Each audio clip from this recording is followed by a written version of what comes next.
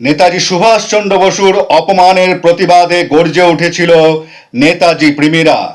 তবে বিধানসভায় শাসক পক্ষের এবং বিরোধী পক্ষের এত বিধায়ক থাকতেও প্রথমে কোন বিধায়ক এগিয়ে আসেন নেতাজির অপমানের বিরোধিতা করতে? কে জানেন? তিনি হলেন নওশাদ সিদ্দিকী। নমস্কার, আমি মনোজ ভট্টাচার্য। আইএসএফ বিধায়ক নওশাদ সিদ্দিকী তিনি প্রথমে এগিয়ে আসেন এবং নেতাজির অপমানের বিরোধিতা করে গর্জে ওঠেন।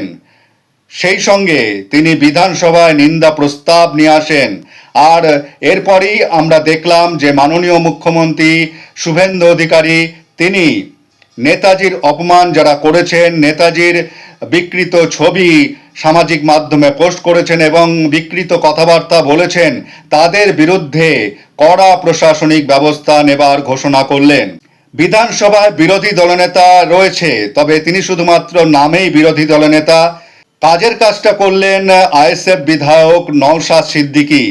তিনি নেতাজির অপমানের প্রতিবাদ করলেন এবং সেই সঙ্গে বিধানসভায় নিন্দা প্রস্তাব নিয়ে আসলেন। সরকারকে সদর্থক পদক্ষেপ নেবার জন্য সঠিক দিক নির্দেশ করার দায়িত্ব একটি সঠিক বিরোধী দলের, আর সেই কাজটাই কিন্তু করেছেন নওশাদ সিদ্দিকী। সুতরাং নওশাদ সিদ্দিকীকে এজন্য ধন্যবাদ জানাতেই হয়।